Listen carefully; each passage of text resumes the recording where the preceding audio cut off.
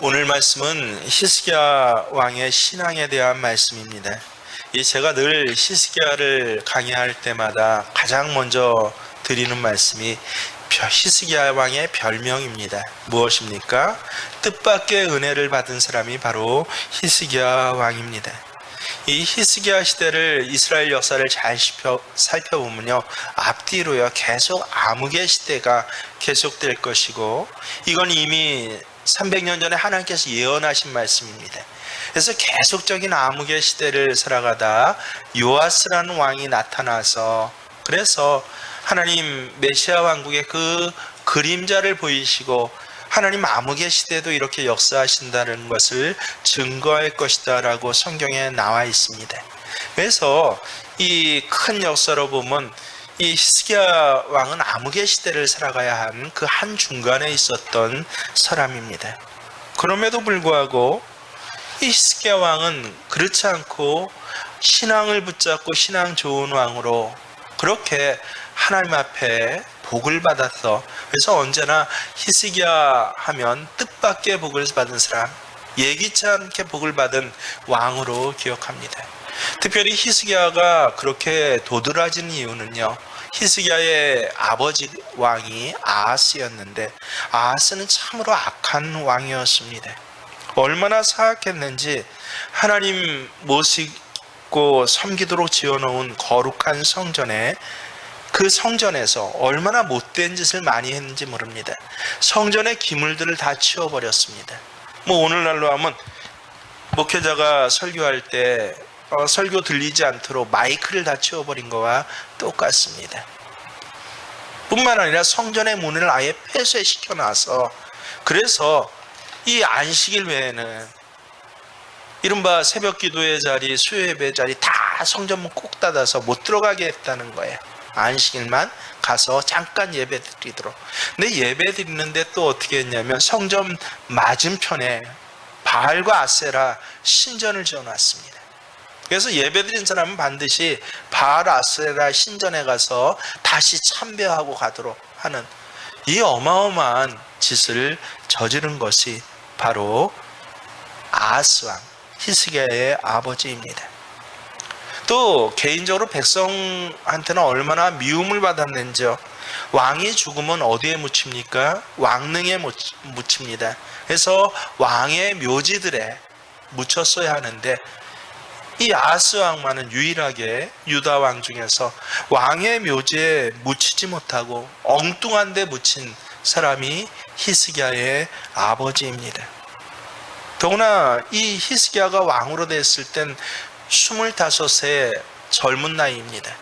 젊은 나이지만 정치가로는 아직 뭔가 경험이 없고 많이 부족한 때였습니다. 그래서 히스기야 하면 환경적으로 또 시대적으로 그리고 가정적으로 좋은 믿음을 가질 만한 건덕지가 없는 그런 배경을 가지고 있습니다. 근데 히스기야는 희한하게도 하나님을 잘 섬기는 사람이었습니다. 하나님의 말씀에 순종한 왕으로 성경에 얼마나 아름답게 기록되어 있는지 모릅니다. 그래서 오늘 우리가 그 앞에 보면 열왕기가 나오는데 열왕기 하 18장 5절에 보면요, 성경에 직접 히스기야에 대해서 이렇게 말씀하셨습니다. 히스기야가 이스라엘 하나님 여호와를 의지하였는데 그의 전후 유다 여러 왕 중에 그러한 자가 없었으니. 히스기야 전후로 여호와를 의지하고 진실하게 여호와를 섬기는 왕, 히스기야보다 뛰어난 왕이 없었다라고 할 정도로 그렇게 하나님께서 히스기야를 인정해 주고 계십니다.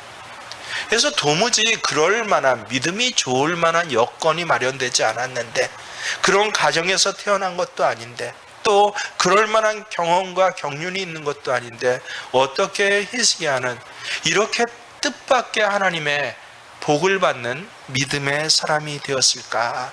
그래서 언제나 히스기야는 어떤 사람입니까?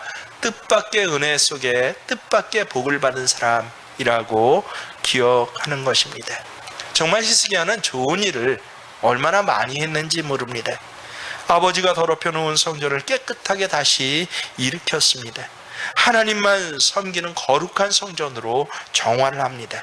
나라 곳곳마다 우상 섬기기 위해서 만들어 놓은 산당들과 우상들을 다 쓸어버렸습니다. 나라 구석구석 하나님이 기뻐하시지 않는 모든 것들을 하나하나 개혁해 나갑니다.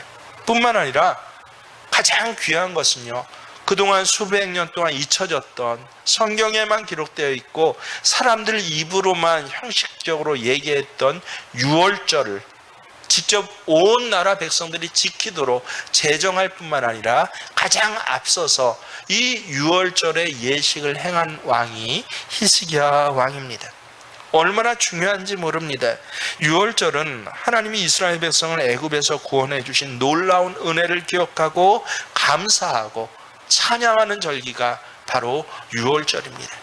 백성들에게 그저 형식적인 하나님 앞에 감사와 찬양의 시간이 아니라 직접 날을 제정하고 그 날을 함께 지키도록 했던 것, 이것 얼마나 위대한 일인지 모릅니다. 정말로 좋은 일을 많이 했죠. 정치적으로도 좋은 일을 했을 뿐만 아니라 영적으로는 모든 무너져 갔던 것들을 다시 세운 왕, 얼마나 훌륭합니까? 그런데 이 히스기야에게 절체절명의 위기가 찾아옵니다.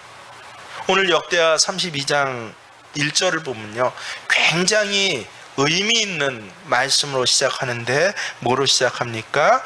이 모든 충성된 일을 한 후에 아수르 왕 사네립이 유다에 들어와서, 이 모든 충성된 일을 한 후에, 이 말은 히스기야 왕이 하나님 앞에서 나라를 깨끗하게 정화하고 우상 숭배를 없애고 성전을 깨끗하게 하고 유월절을 회복시키시고 또 하나님 말씀대로 나라를 신앙적으로 다스리라고 하는 모든 진정한 일들을 어떻게 했다고요?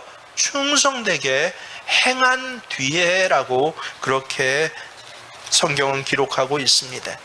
현대 성경으로 보면 아주 더 이해하기가 쉽습니다. 뭐라고 번역이 되냐면요, 그토록 귀한 일들을 모두 수행하여 자신의 진실함을 하나님께 증명한 다음에, 이제 그러면 하나님께서 큰 복을 주셔야 될 거 아닙니까? 근데 어떻게 됐다고요? 이 모든 충성된 일을 수행한 후에 위기가 찾아왔다라고 하는 것입니다. 그것도 대단한 위기입니다. 나라가 한 번에 전멸당할 그런 위기입니다. 저 강력한 제국, 이 인간의 문명사 제국의 역사를 보면요, 참으로 여러 히티야트, 아브라함의 이 BC 1800년대부터 참으로 여러 제국이 세워졌습니다. 저 로마 제국부터 대영 제국에 이르기까지 무려 4000년의 기간 동안에 참으로 얼마나 많은 제국이 세워진지 모릅니다. 그 중에서 가장 잔인하고 가장 강했던 제국이 어느 제국이냐라고 역사를 배운 저와 같은 사람에게 묻는다라고 하면 하나같이 그렇게 통일되게 대답할 것이 무엇입니까? 로마 제국 아닙니다. 바벨론 제국 아닙니다. 아시리아, 아수르 제국입니다. 이 아수르 제국이 전 병력을 이끌고, 이 제국의 크기 땅덩어리로 보면 아수르 제국의 손가락 하나 크기도 안 되는 게 유다 제국, 유다 왕국이에요. 이 유다 왕국을 집어삼키려고 그렇게 쳐들어왔다라고 하는 것입니다. 이건 생각해 보나마나 끝난 게임이죠. 히스기야 왕이 어떤 왕이었다고요? 이 모든 일을 충성되게 행했는데, 아버지와 같이 그렇게 하나님 앞에 또 정욕적으로 살다가, 흥청망청 살다가 이런 어려움을 왕으로서 당했다라고 한다면 할 말이 없어요. 근데 인간적으로 생각하면요, 이 모든 일을 진실하고 충성되게 행했는데, 근데 아수르라는 어마어마한 제국이 쳐들어왔습니다. 하나님께 불평할 상황이 아닙니까? 하나님이 이 무슨 꼴입니까? 저는 전국에 있는 우상을 다 치우고 오직 하나님만 섬기자고 백성들을 설득했습니다.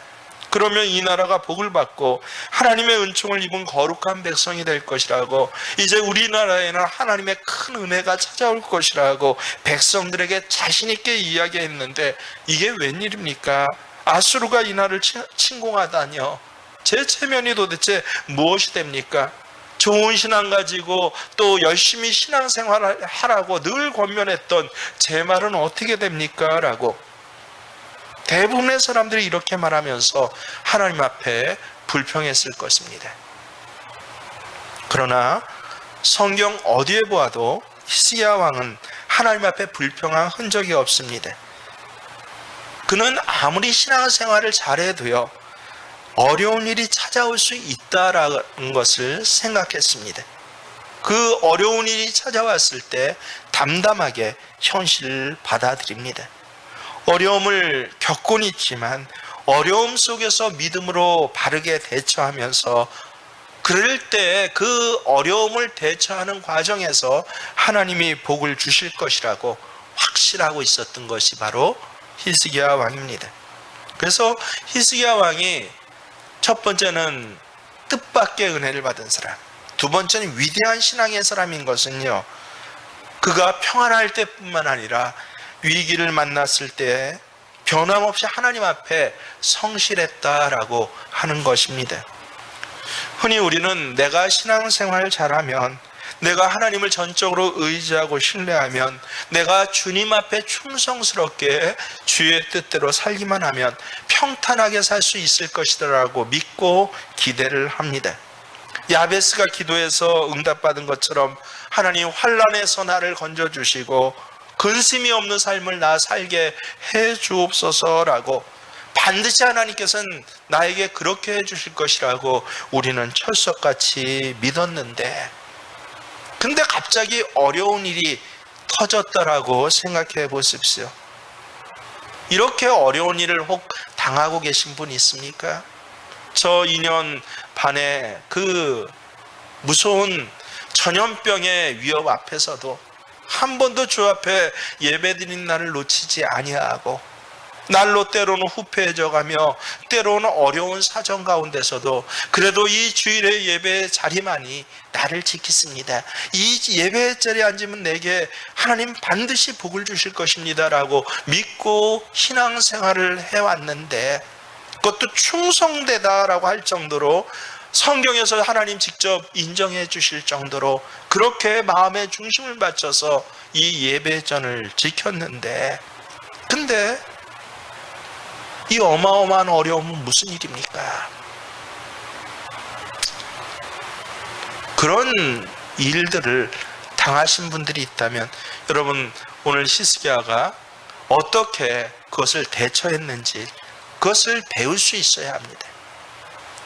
히스기야에게 우리는 세 가지 교훈을 받을 수 있습니다. 새로운 이론이 아닙니다. 항상 듣던 이야기이고 항상 아는 이야기입니다. 하지만 그저 항상 듣던 이야기를 내 자신의 모습에 적용해 보면서 가장 평범해 보이는 이 진리가 내가 정말 얼마나 이 진리 그대로 순종하고 있었는지, 그 진리를 붙들고 실천할 수 있었는지를 오늘은 되돌아보는 시간이 되시기를 바랍니다. 첫째로 히스기야는요, 자기가 해야 할 일에 그 어려운 상황에서 최선을 다했다라고 하는 것입니다.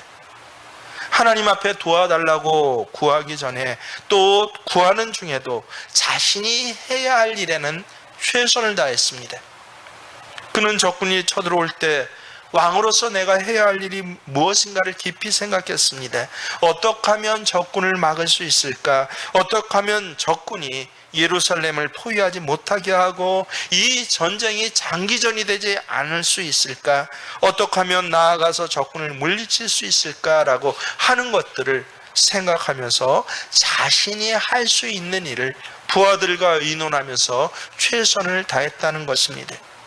여러분, 예루살렘에는 기온샘이라는 큰 수원지가 있습니다. 이곳은 물이 막 솟는 곳이었습니다. 유다 나라 하면 물이 참 귀한 곳입니다. 특별히 예루살렘 헤브론 지역은요, 이 산골 위에 있어요. 그래서 이 물을 얻기가 참 힘든 곳입니다. 그래서 이 오로지 하나 기온샘이라는 샘에서 길게 수로를 파서 그래서 물을 끌어왔습니다. 그 물로 예루살렘 성에서 백성들이 식수로 사용했을 뿐만 아니라 기드론 골짜기 옆에 양옆에 과수원이고 모든 것들을 이 기온샘에서 수로로 통해서 끌어온 물로 해결했습니다. 적군이 쳐들어오면 어떻게 해야 하나 히스기야는 생각했을 때 이 헤브론 땅 예루살렘 근처에서 아수르군이 예루살렘 성을 장기적으로 포위하지 못하게 하기 위해서는 이 물을 끊어버려야 한다. 하지만 성 안에 있는 백성들은 물을 마셔야 한다라는 것을 생각하고 그 전쟁의 가운데서 적이 쳐들어오기 전에 참으로 어려운 공사를 하는데 어떤 공사를 합니까? 예루살렘 성까지 오는 수로를 다 막아버렸습니다. 그리고 그 당시에 무려 저는 믿기지가 않아서 직접 가서 보고 싶은데요, 지하 500m의 기온샘까지 연결되는 수로를 따로 팠다고 하는 것이에요. 그래서 그 물을 예루살렘 성 안으로 끌어와서 적군에게 포위당해도 성 안에서 물이 부족해서 백성들이 어려움을 당하지 않도록, 그리고 밖에 있는 적군들은 물이 없어서 장기적으로 예루살렘 포위하지 못하도록 하는 토목공사를 했다는 것이에요. 그뿐만이 아닙니다. 무너진 성곽을 증축하고 망대도 다시 손질했습니다. 군사들을 재정비하고 무기를 공급했습니다. 그는 인간으로 왕이 할 수 있는 일을 최선을 다해서 이 위기 앞에서 대처한 것입니다.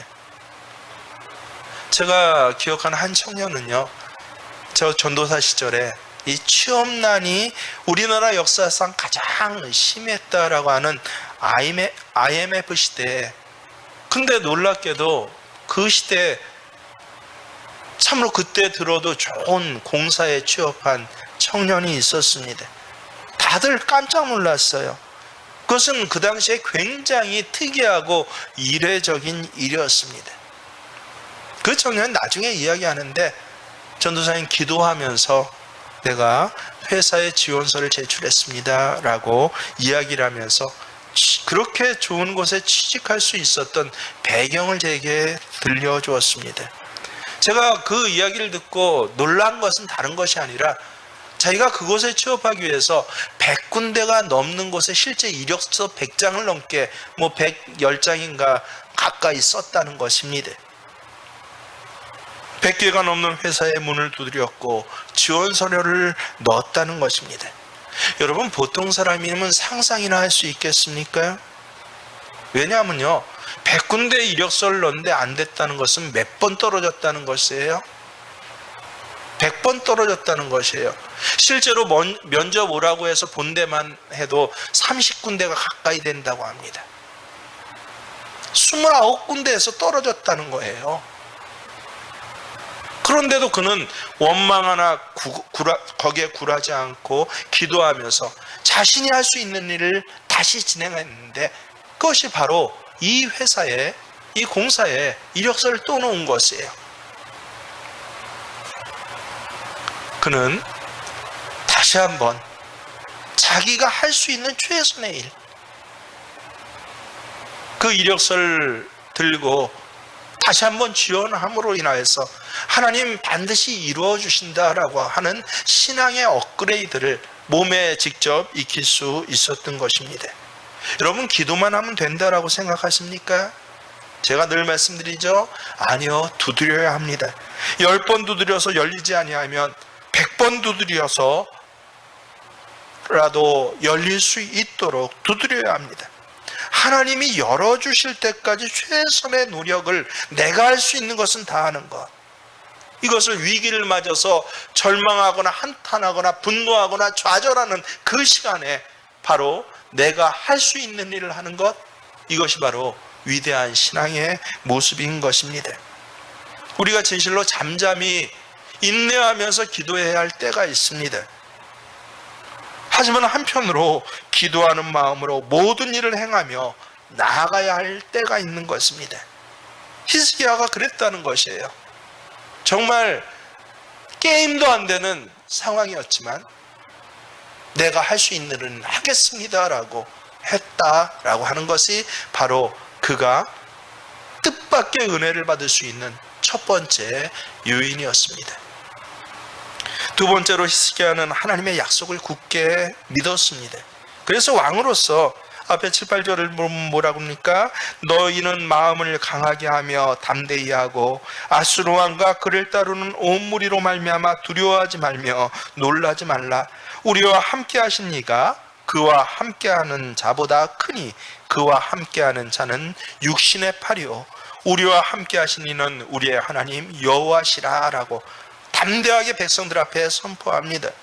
또한 반드시 우리를 도우시고 하나님께서 우리를 대신해서 싸우시리라 라고 확신에 찬 고백을 합니다. 하나님을 온전히 신뢰함으로 그는 이 문제 앞에서 걱정하지 않습니다. 이렇게 할 수 있었던 것은 히스기야가 하나님의 약속의 말씀을 기억해내고 그것을 굳게 붙잡았기 때문입니다. 히스기야는 신명기 28장에 나온 말씀을 기억하고 아주 그대로 이야기를 합니다. 뭐라고 나와 있습니까? 28장 7절에 보면요, 내가 오늘 너희에게 명령하는 그 말씀을 떠나 좌로나 우로나 치우치지 아니하고 다른 신을 따라 섬기지 아니하면, 이 전제 조건을 지킬 때 어떻게 하신다고요? 여호와께서 너를 대적하기 위하여 일어난 적군들을 내 앞에서 패하게 하시리라. 그들이 한 길로 왔다가 내 앞에서 7길로 도망하리라. 우리 늘 기도하는 기도 문구에 있죠. 하나님, 한 길로 왔다가 7길로 도망하게 해주세요. 신명기 28장에 나오는 그 말씀인 것입니다. 좌로나 우로나 치우치지 않고 하나님 말씀대로 살면 적군이 쳐들어와도 보호해 주신다, 승리해 주신다라고 하나님께서 직접 약속해 주셨어요. 그는 이 말씀을 기억해내고 이 말씀을 믿고 오늘 백성들 앞에서 이 말씀을 선언하는 것입니다. 또한 히스기야는 제가 생각할 때 자신이 있었던 것 같습니다. 왕이 된 후 하나님의 명령에 순종하며 하나님의 나라를 깨끗하게 정리하고 성전을 세우고 백성들을 하나님 앞에 돌아오도록 이끌었기 때문입니다. 제가 늘 말씀드리죠. 혹시 오늘 어려움을 당하셨습니까? 자신 있어 하십시오. 그래도 나는 하나님의 말씀을 끝까지 붙들었다는 이 사실 하나 때문에 여러분, 하나님께서 반드시 여러분에게 복을 주실 것입니다. 경제적으로 좀 손해를 봤어도, 사람의 관계에 있어서 좀 억울함을 당하고, 또 세상에서 내 지분을 좀 빼앗겼다도 그래도 어떻습니까? 하나님, 그래도 나는 하나님 말씀 지키셨습니다. 이것 하나로 우리는 살아갈 수 있는 근거가 되는 것입니다. 하나님 앞에서 신실하게 살면 하나님은 전쟁에서도 기근에서도 어떤 어려운 가운데서도 선포하신 말씀 반드시 성취하시는 것이 하나님의 약속입니다. 하나님의 약속은 어떻다고요? 결코 취소되지 않습니다. 그런 그의 믿음이 이 어려움 한가운데서도 본인뿐만 아니라 백성들도 함께 한마음이 되도록 그렇게 이끌어낼 수 있는 원동력이 되었다라는 것입니다. 여러분, 하나님은 신실하신 분이십니다. 하나님은 절대로 거짓말을 하시지 않으십니다. 마치 해가 아침에서는 동쪽 하늘에서 떠오르는 것처럼 여러분, 그것을 아무도 의심하지 않습니다. 저녁이면 해가 서쪽 하늘로 질 것입니다. 이 또한 아무도 의심하지 않습니다.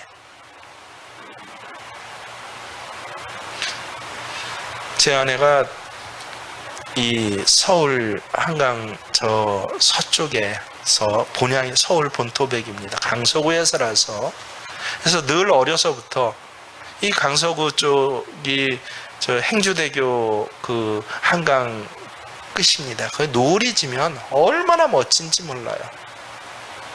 근데 점점 나이가 들면서 그 노을이 자꾸 그렇게 보고 싶다고. 이 화천에서 한 15년 넘게 살다 보니까 제대로 된 노을을 못 봐서 그래, 이번엔 그 노을만 보러 갑시다라고 보러 갔습니다. 근데 어떻습니까? 비가 계속 내리고 며칠 밤을 봐도 이렇게 날이 지났는데도 노을을 볼 수가 없어요. 그런데도 그래서 서쪽 끝으로 갔어요. 끝으로 가서 그 노을을 보면서 제가 얘기한 게 있습니다. 해는 어느 쪽으로 져요? 반드시 서쪽으로 집니다. 구름이 가리고 비구름이 가렸을지라도 그 사이에 틈만 조금 벌어지면 거기 뭐가 분명히 지고 있을 것입니까? 노을이 집니다.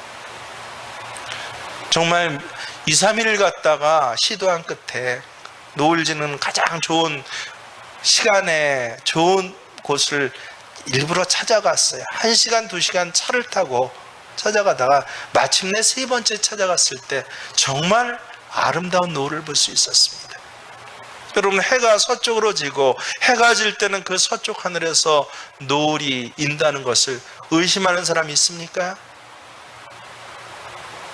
마찬가지입니다. 하나님께서 창세기부터 요한계시록까지 기록해 놓으신 말씀은요, 해가 동에서 뜨는 것처럼 그리고 서에서 지는 것처럼 반드시 이루어집니다. 그런데 우리에게는 아주 실질적인 문제가 있습니다. 아마 저뿐만 아니라 여러분 모두에게 해당되는 문제입니다. 하나님의 약속은 틀림없다고 우리는 확신합니다. 하지만 막상 어려운 일이 눈앞에 당하고 나면요, 위기에 직면하고 나면요, 하나님을 온전히 신뢰하는 것이 결코 쉬운 일이 아니다라는 것을 우리는 느끼지 않습니까? 더 열심히 오히려 하나님의 말씀을 붙들어야 할 상황임을 알아요. 오히려 그런데 하나님의 말씀을 허망된 것으로 생각하고 밀쳐내는 일들이 우리에게는 빈번히 일어납니다. 바로 그 위기의 때가 정말 믿음으로 대처해야 할 시기라는 것을 아는데 오히려 위기의 때, 위기 때문에 믿음을 차버리고 싶은 유혹을 받을 때가 많이 있습니다. 이게 우리의 삶의 현실 아닙니까?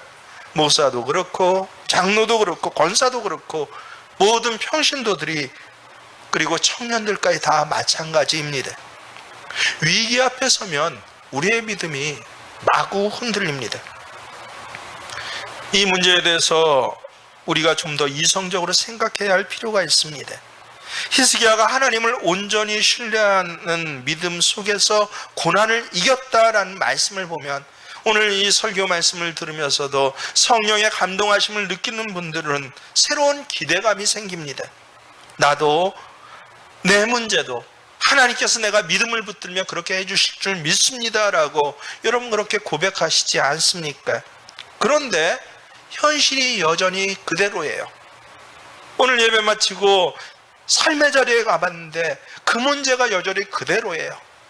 그 사람이 여전히 그대로 나를 핍박하고 있고 그 경제의 문제가 여전히 나를 압박하고 있고 이 질병의 문제가 여전히 해결되지 않은 채 나를 괴롭히고 있습니다. 그럴 땐 이내 마음이 약해지고 불안해지고 흔들리게 됩니다. 우리 모두가 경험하는 일입니다.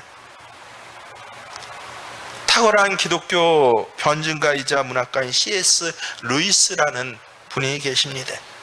위대한 책을 하나 써냈는데 순전한 기독교라는 책을 써냈습니다. 거기 멋진 말을 그가 합니다. 제 믿음을 무너뜨리는 것은 이성이 아닙니다. 오히려 정반대로 제 믿음은 이성의 근거에 있습니다. 정작 제 믿음을 무너뜨리는 것은 저의 상상력과 감정입니다. 믿음과 이성이 한편이고 감정과 상상력이 다른 한편이 되어서 서로 싸움을 벌이는 것입니다.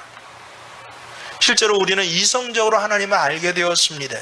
하나님이 한 분이시고 천지 만물을 창조하신 분이라는 것을 우리는 이성적으로 받아들입니다. 또 그분이 나를 위하여 자기 아들을 보내시고 십자가에서 구원하셨다는 것을 우리는 이성적으로 받아들입니다. 하지만 위기를 만나면요, 이 이성화에 근거한 우리의 믿음이 흔들려 버려요. 장애물이 생기는 것입니다. 그게 뭡니까? 감정입니다. 위기 앞에 감정이 마구 동요되면서 믿음이 흔들려 버리는 것입니다. 일어나지도 않을 일들을 미리 만들어 공상하고 스스로 불안을 조성합니다. 기도한다고 엎드리지만 기도는커녕 달려드는 부정적인 생각들이 꼬리에 꼬리를 물고 일어납니다.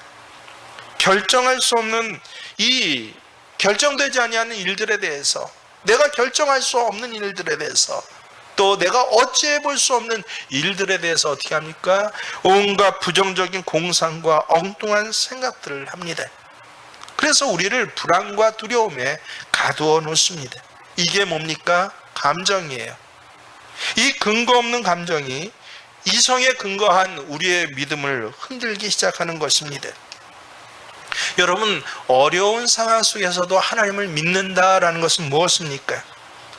이 루이스 교수가 이렇게 정의합니다. 얼마나 멋진 말인지 몰라요.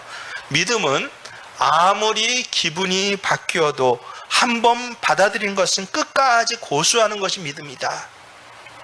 참 멋진 말 아닙니까? 어려운 상황에서 내가 하나님의 약속을 믿는다는 것은 이성적으로 받아들이는 하나님의 말씀을 나의 기분과는 상관없이 흔들림 없이 밀고 나가는 기술이 바로 믿음이라는 것이에요. 기술을 얻기 위해서는 훈련이 필요합니다. 그렇기 때문에 믿음도 일종의 훈련이 필요하고, 훈련을 통해서 좋은 습관, 믿음의 습관을 우리는 길러내야 하는 것입니다. 훈련 없으면요, 사랑도 못해요. 훈련 없으면 아이도 키우지 못합니다. 훈련이 없으면 아무리 좋은 직장, 좋은 학교, 좋은 환경이 내게 펼쳐질지라도 누릴 수가 없는 것입니다. 여러분 기억하십시오. 어려운 일을 당하면 무엇이 나를 흔들어요? 다른 것이, 이성이 흔드는 것이 아니라 내 상한 감정이, 나의 아픈 마음이 나를 끌고 가지 못하도록, 나를 흔들지 못하도록 먼저 제어해야 합니다.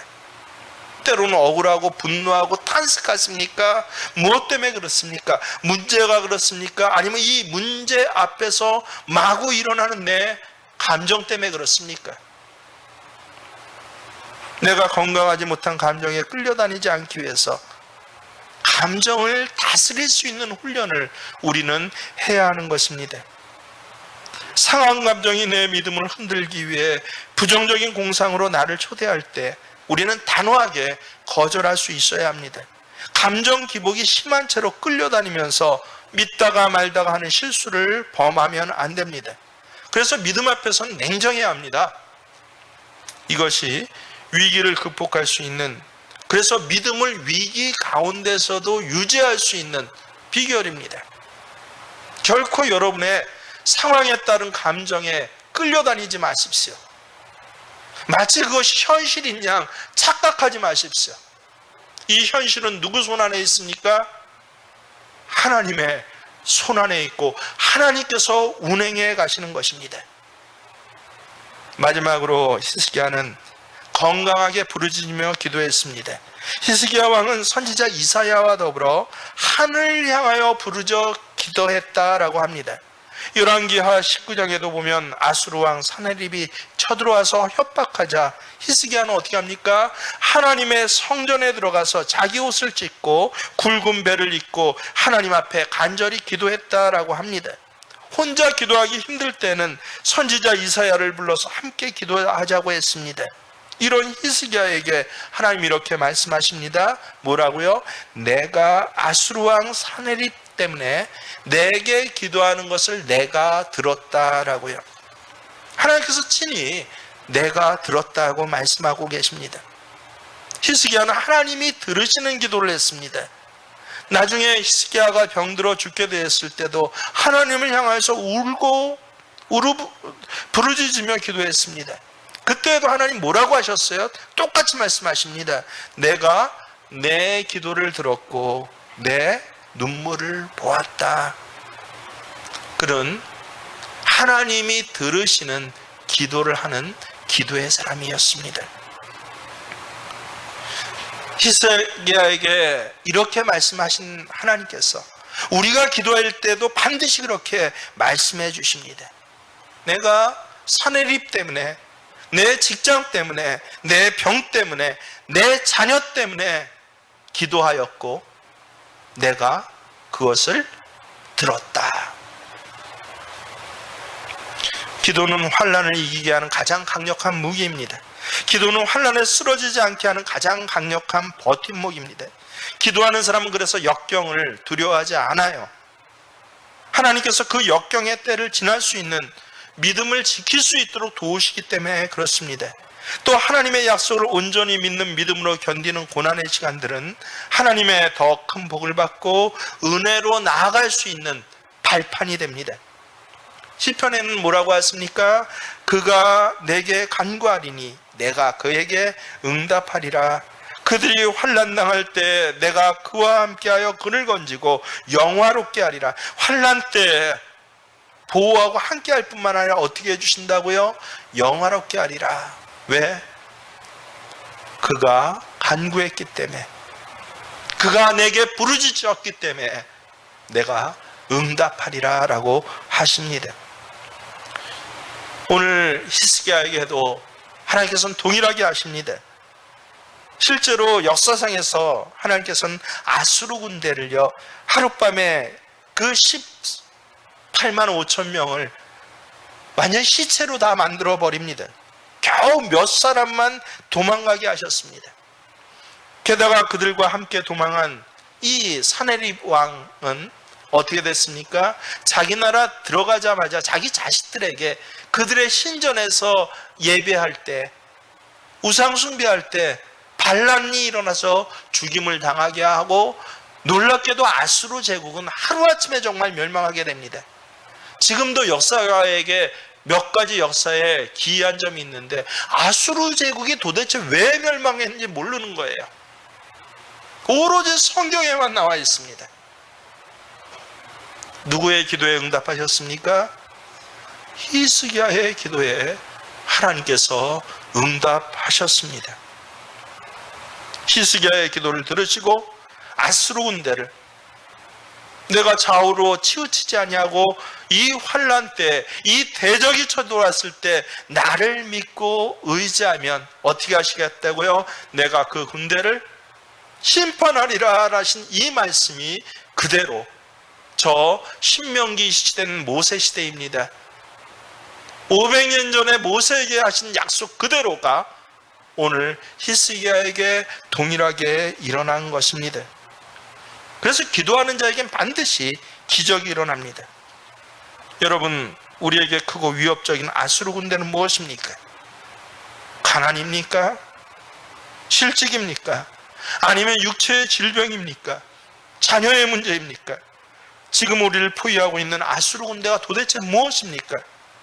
예수를 잘 믿어보려고 최선을 다했는데, 교회에서 하나님의 말씀대로 살려고 있는 힘을 다해서 충성을 했는데, 하나님이 인정하실 만큼 히스기야의 전후에 너 전후에는 너만큼 진실된 자가 없어라고 하나님께서 분명히 내게도 말씀하신 것 같은데, 내 예상과는 달리 생각하지도 못했던 어려운 일들을 당해서 고통받고 있습니까?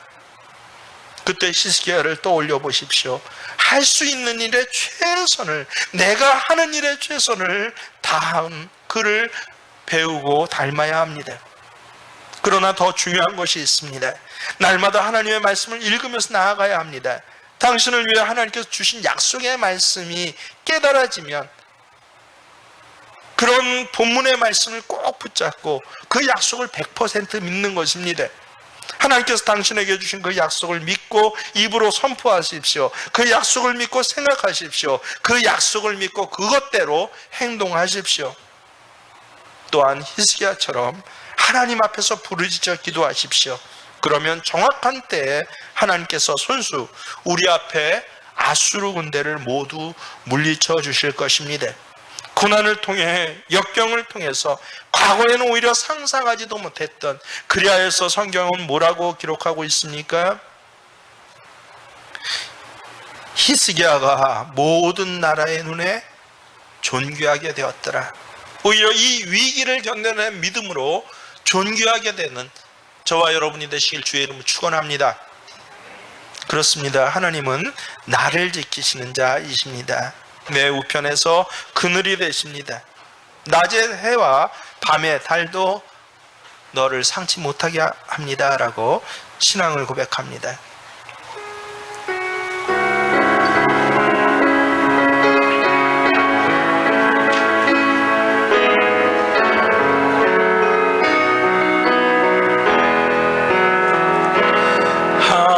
하나님은 너를 지키시는 자, 너의 우편에 그늘 되시니 낮의 해와 밤의 달도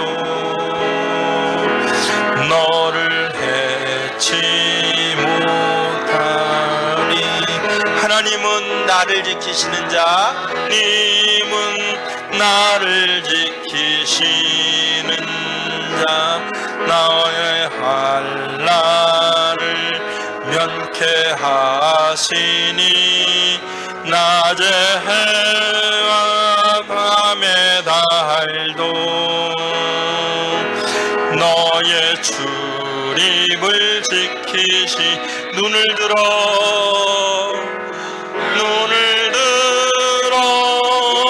산을 보아라. 너의 도 어디서 오나. 천지지신 나를 만드신 여호와께로. 함께 기도합니다. 그렇습니다. 하나님은 나를 지키신 자이십니다. 오늘 히스기야를 통하여서 또 우리의 마음이 뜨겁게 하여 주시고 말씀이 다시 믿어지며 깨달아지게 하시고, 그래서 내가 이 말씀대로 하나님을 더욱더 신뢰합니다라고 고백하게 하시니 감사를 드리옵나이다. 참으로 세상은 저 아수르 군대와 같이 우리의 믿음을 흔들리고 빼앗기 위해서 우리의 눈앞에 사면을 둘쳐 진쳐 있지만, 하나님 오늘 이 말씀을 주셨으니 내 건강의 문제 아수르 앞에서, 내 경제의 문제 아수르 앞에서, 하나님 내 여러 가지 사람과의 관계의 문제 아수르 앞에서 히스기야와 같이 오히려 최선을 다하게 하시고, 오히려 감정에 흔들리지 아니하는 온전한 믿음을, 하나님의 약속을 붙잡고 기억하고 선포하게 하시고 하나님 앞에 부르짖어 기도하게 하여 주시옵소서. 우리 세명 교우들을 통하여 하나님, 특별히 히스기야가 병들어 기도했을 때 하나님 나의 행한 일을 기억하시고 나를 돌보아 주옵소서라고 기도했던 것과 같이 어려운 가운데서도 예배드리며 또 경제적으로 핍절한 가운데서도 하나님 앞에 감사하며 11조의 예물을 드리며, 오히려 다윗과 같이 하나님의 성전을 꿈꾸며 여러 목적의 헌금을 드려온 나의 행한 모든 일을 기억하여 주셔서 오히려 육신 사제가 후패해 가지만 그 후패해 가는 육체를 가지고 주의 성전에 나와서 기도하며 봉사하고 헌신했던 내 행한 일들을 기억하여 주시고, 그래야 해서 이 믿음이 다시 한번 고백될 때마다 오히려 이 위기 때문에 히스기야를 존귀케 하신 주의 역사가 우리 생명교회 모든 교우들에게 그대로 있어지게 하여 주시옵소서. 이제는 우리 주 예수 그리스도의 은혜와 하나님 우리 아버지의 지극하신 사랑하심이 성령님께서는 반드시 약속 가운데 행하시고 약속 가운데 동행하시며 약속을 이루어져 가시는 역사하심이 오늘 다시 한번 히스기야의 믿음을 고백하는 모든 세명 교우들과 저들의 삶의 자리 위에 함께 하시기를 간절히 축원하옵나이다.